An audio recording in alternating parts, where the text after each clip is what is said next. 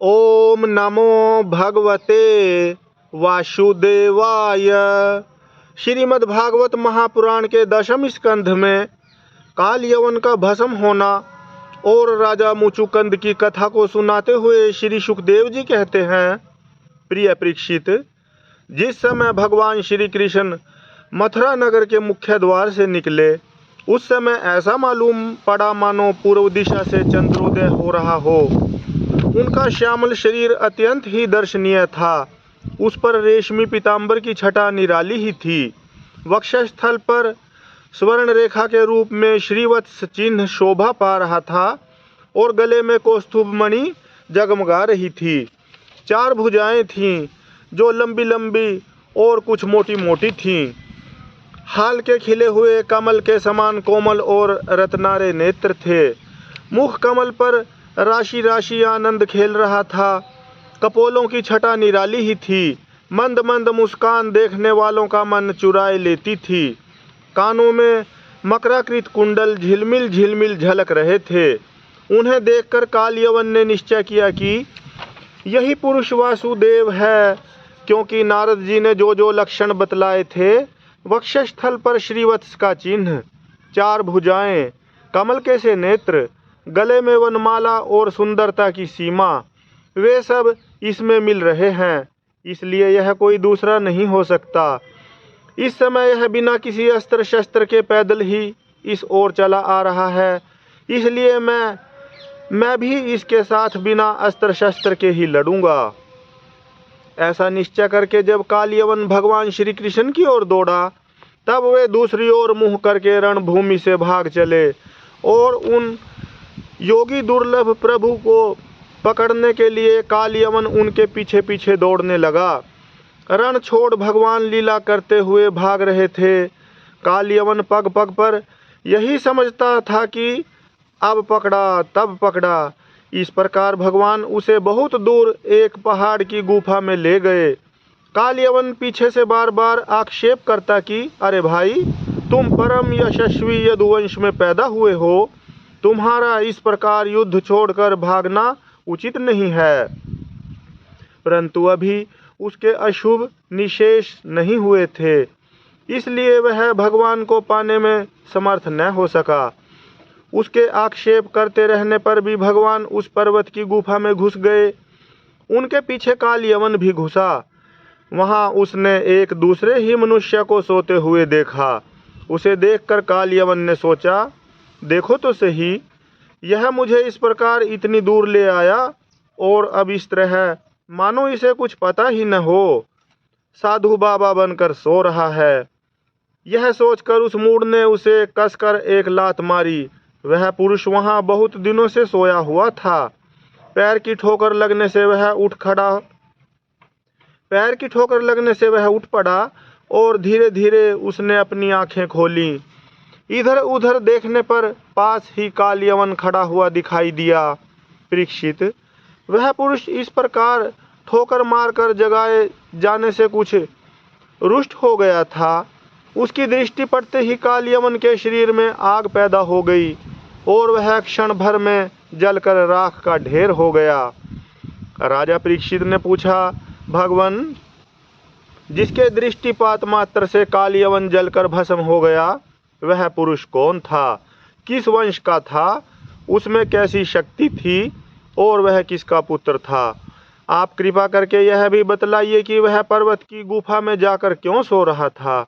श्री सुखदेव जी कहते हैं, परीक्षित, वे इक्ष्वाकु कुलवंशी महाराज मानधाता के पुत्र राजा मुचुकुंद थे। वे ब्राह्मणों के परम भक्त, सत्य प्रतिज्ञ, संग्राम विजयी और महापुरुष थे। एक बार इंद्रादि देवता असुरों से अत्यंत भयभीत हो गए थे। उन्होंने अपनी रक्षा के लिए राजा मुचुकुंद से प्रार्थना की और उन्होंने बहुत दिनों तक उनकी रक्षा की। जब बहुत दिनों के बाद देवताओं को सेनापति के रूप में स्वामी कार्तिकेय मिल गए, तब उन लोगों ने राजा मुचुकुंद से कहा, राजन, आपने हम लोगों की रक्षा के लिए बहुत श्रम और कष्ट उठाया है, अब आप विश्राम कीजिए। वीर शिरोमणे, आपने हमारी रक्षा के लिए मनुष्य लोक का अपना अकंटक राज्य छोड़ दिया और जीवन की अभिलाषाएं तथा भोगों का भी परित्याग कर दिया। अब आपके पुत्र, रानियां, बंधु बांधव और अमात्य मंत्री तथा आपके समय की प्रजा में से कोई नहीं रहा है। सब के सब काल के गाल में चले गए। काल समस्त बलवानों से भी बलवान है। वह स्वयं परम समर्थ, अविनाशी और भगवत स्वरूप है। जैसे ग्वाले पशुओं को अपने वश में रखते हैं, वैसे ही वह खेल खेल में सारी प्रजा को अपने अधीन रखता है। राजन, आपका कल्याण हो। आपकी जो इच्छा हो हमसे मांग लीजिए। हम कैवल्य मोक्ष के अतिरिक्त आपको सब कुछ दे सकते हैं, क्योंकि कैवल्य मोक्ष देने की सामर्थ्य तो केवल अविनाशी भगवान विष्णु में ही है। परम यशस्वी राजा मुचुकुंद ने देवताओं के इस प्रकार कहने पर उनकी वंदना की और बहुत थके होने के कारण निद्रा का ही वर मांगा तथा उनसे वर पाकर वे नींद में भरकर पर्वत की गुफा में जा सोए। उस समय देवताओं ने कह दिया था कि राजन, सोते समय यदि आपको कोई मूर्ख बीच में ही जगा देगा तो वह आपकी दृष्टि पड़ते ही उसी क्षण भस्म हो जाएगा। परीक्षित, जब कालयवन भस्म हो गया तब यदुवंश शिरोमणि भगवान श्री कृष्ण ने परम बुद्धिमान राजा मुचुकुंद को अपना दर्शन दिया। भगवान श्री कृष्ण का श्री विग्रह वर्षाकालीन मेघ के समान सांवला था। रेशमी पीतांबर धारण किए हुए थे। वक्षस्थल पर श्रीवत्स और गले में कौस्तुभ मणि अपनी दिव्य ज्योति बिखेर रहे थे। 4 भुजाएं थीं। वैजंती माला अलग ही घुटनों तक लटक रही थी। मुख कमल अत्यंत सुंदर और प्रसन्नता से खिला हुआ था। कानों में मकराकृति कुंडल जगमगा रहे थे। होठों पर प्रेम भरी मुस्कुराहट थी और नेत्रों की चितवन अनुराग की वर्षा कर रही थी। अत्यंत दर्शनीय तरुण अवस्था और मतवाले सिंह के समान निर्भीक चाल। राजा मुचुकुंद यद्यपि बड़े बुद्धिमान और धीर पुरुष थे, फिर भी भगवान की यह दिव्य ज्योतिर्मयी मूर्ति देखकर कुछ चकित हो गए। उनके तेज से हतप्रतिभ हो सकपका गए। भगवान अपने तेज से दुर्धर्ष जान पड़ते थे। राजा ने तनिक शंकित होकर पूछा। राजा मुचुकुंद ने कहा, आप कौन हैं? इस कांटों से भरे हुए घोर जंगल में आप कमल के समान कोमल चरणों से क्यों विचर रहे हैं? और इस पर्वत की गुफा में ही पधारने का क्या प्रयोजन था? क्या आप समस्त तेजस्वियों के मूर्तिमान तेज अथवा भगवान अग्निदेव तो नहीं हैं? क्या आप सूर्य, चंद्रमा, देवराज इंद्र या कोई दूसरे लोकपाल हैं? मैं तो ऐसा समझता हूँ कि आप देवताओं के आराध्य देव ब्रह्मा, विष्णु तथा शंकर, इन तीनों में से पुरुषोत्तम भगवान नारायण ही हैं। क्योंकि जैसे श्रेष्ठ दीपक अंधेरे को दूर कर देता है, वैसे ही आप अपनी अंग कांति से इस गुफा का अंधेरा भगा रहे हैं। पुरुष श्रेष्ठ, यदि आपको रुचे तो हमें अपना जन्म, कर्म और गोत्र बतलाइए, क्योंकि हम सच्चे हृदय से उसे सुनने के इच्छुक हैं। और पुरुषोत्तम, यदि आप हमारे बारे में पूछें तो हम इक्ष्वाकु वंशी क्षत्रिय हैं। मेरा नाम मुचुकुंद और प्रभु, मैं युवनाशव नंदन महाराज मानधाता का पुत्र हूँ। बहुत दिनों तक जागते रहने के कारण मैं थक गया था। निद्रा ने मेरी समस्त इंद्रियों की शक्ति छीन ली थी, उन्हें बेकाम कर दिया था। इसी से मैं इस निर्जन स्थान में निर्द्वंद सो रहा था। अभी अभी किसी ने मुझे जगा दिया। अवश्य उसके पापों ने ही उसे जलाकर भस्म कर दिया है। इसके बाद शत्रुओं के नाश करने वाले परम सुंदर आपने मुझे दर्शन दिया। महाभाग, आप समस्त प्राणियों के माननीय हैं। आपके परम दिव्य और असह्य तेज से मेरी शक्ति खो गई है। मैं आपको बहुत देर तक देख भी नहीं सकता। जब राजा मुचुकुंद ने इस प्रकार कहा, तब समस्त प्राणियों के जीवनदाता भगवान श्री कृष्ण ने हंसते हुए मेघ ध्वनि के समान गंभीर वाणी से कहा। भगवान श्री कृष्ण ने कहा, प्रिय मुचुकुंद, मेरे हजारों जन्म, कर्म और नाम हैं। वे अनंत हैं, इसलिए मैं भी उनकी गिनती करके नहीं बतला सकता। यह संभव है कि कोई पुरुष अपने अनेक जन्मों में पृथ्वी के छोटे छोटे धूल कणों की गिनती कर डाले, परंतु मेरे जन्म, गुण, कर्म और नामों को कोई कभी किसी प्रकार नहीं गिन सकता। राजन, सनक, सनंदन आदि परम ऋषिगण मेरे त्रिकाल सिद्ध जन्म और कर्मों का वर्णन करते रहते हैं, परंतु कभी उनका पार नहीं पाते।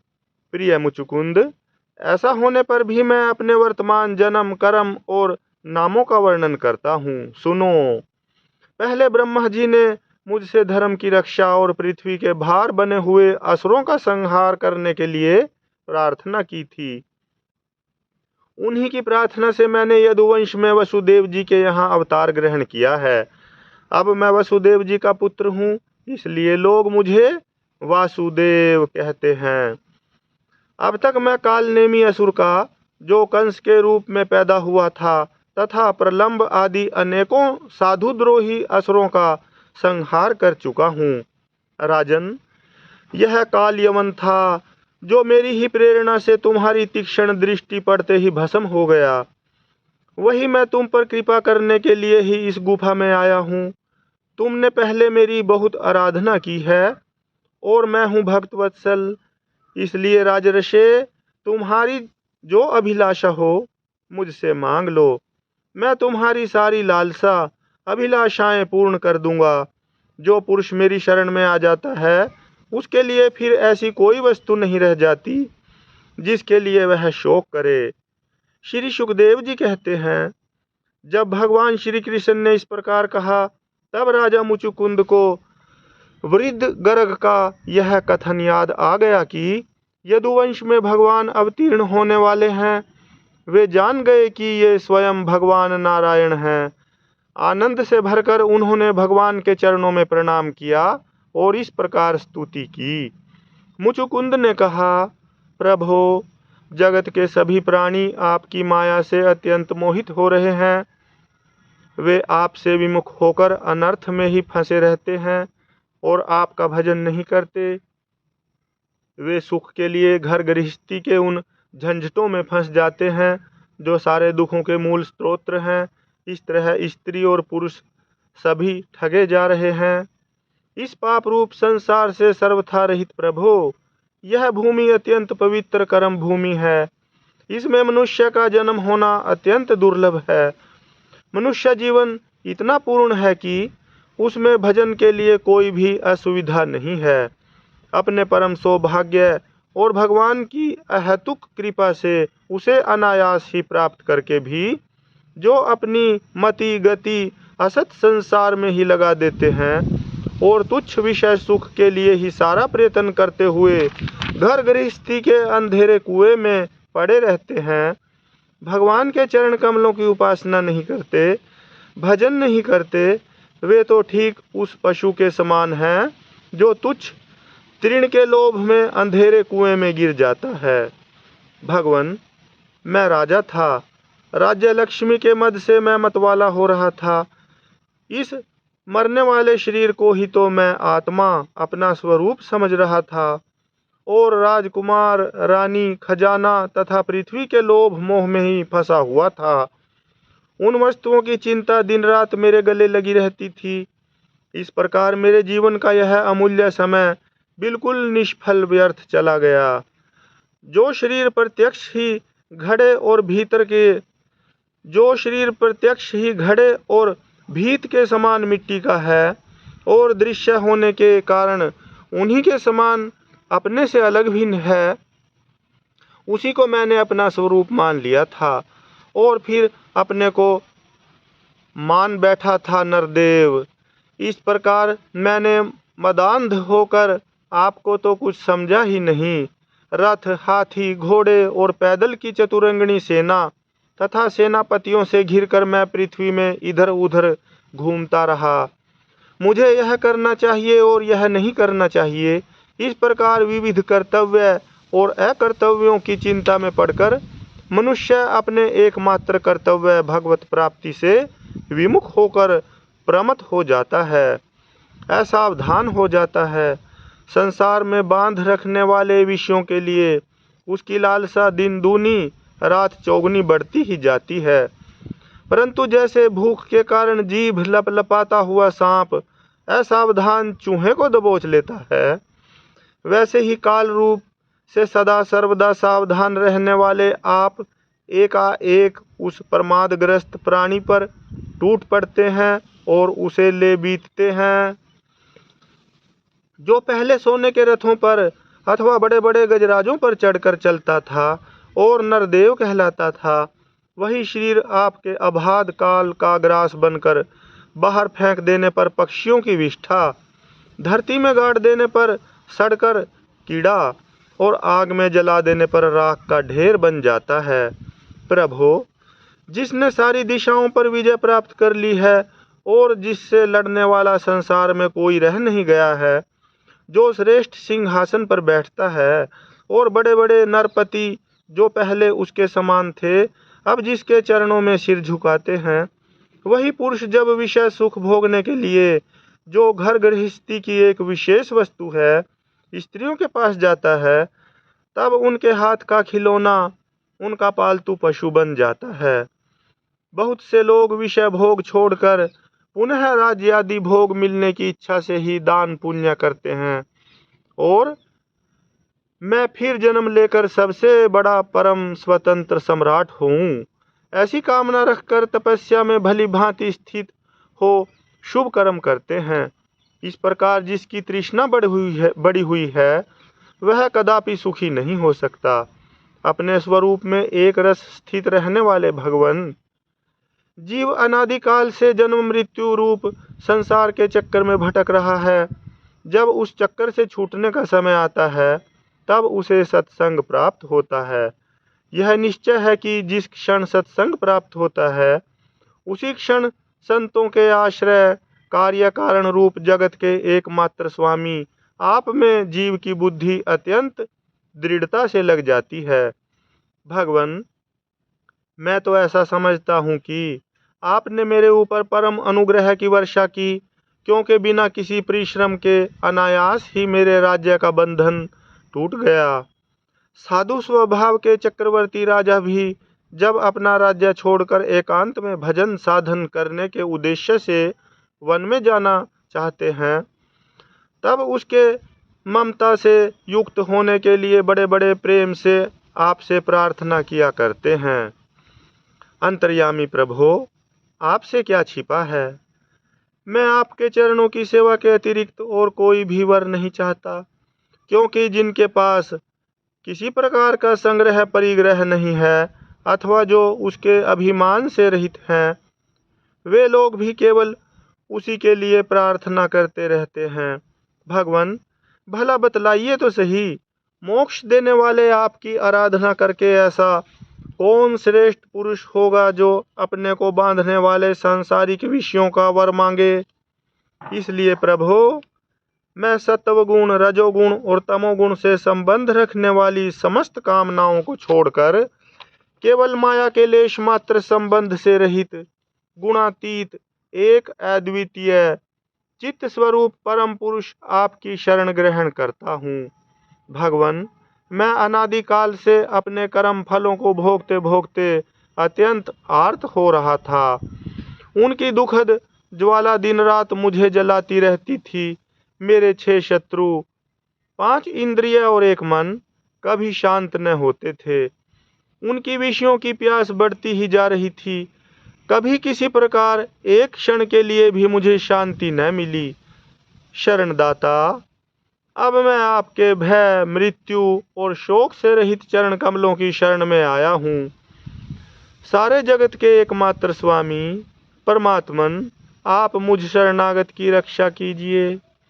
भगवान श्री कृष्ण ने कहा, सार्वभौम महाराज, तुम्हारी मति, तुम्हारा निश्चय बड़ा ही पवित्र और ऊंची कोटि का है। यद्यपि मैंने तुम्हें बार बार वर देने का प्रलोभन दिया, फिर भी तुम्हारी बुद्धि कामनाओं के अधीन न हुई। मैंने तुम्हें जो वर देने का प्रलोभन दिया वह केवल तुम्हारी सावधानी की परीक्षा के लिए। मेरे जो अनन्य भक्त होते हैं उनकी बुद्धि कभी कामनाओं में इधर उधर नहीं भटकती। जो लोग मेरे भक्त नहीं होते, वे चाहे प्राणायाम आदि के द्वारा अपने मन को वश में करने का कितना ही प्रयत्न क्यों न करें, उनकी वासनाएं क्षीण नहीं होती और राजन, उनका मन फिर से विषयों के लिए मचल पड़ता है। तुम अपने मन और सारे मनोभावों को मुझे समर्पित कर दो, मुझ में लगा दो और फिर स्वच्छंद रूप से पृथ्वी पर विचरण करो। मुझ में तुम्हारी विषय वासना शून्य निर्मल भक्ति सदा बनी रहेगी। तुमने क्षत्रिय धर्म का आचरण करते समय शिकार आदि के अवसरों पर बहुत से पशुओं का वध किया है। अब एकाग्रचित्त से मेरी उपासना करते हुए तपस्या के द्वारा उस पाप को धो डालो। राजन, अगले जन्म में तुम ब्राह्मण बनोगे और समस्त प्राणियों के सच्चे हितैषी परम सुहृद होगे तथा फिर मुझ विशुद्ध विज्ञान घन परमात्मा को प्राप्त करोगे। हरि ओम तत्सत, हरि ओम तत्सत, हरि ओम तत्सत, हरि ओम।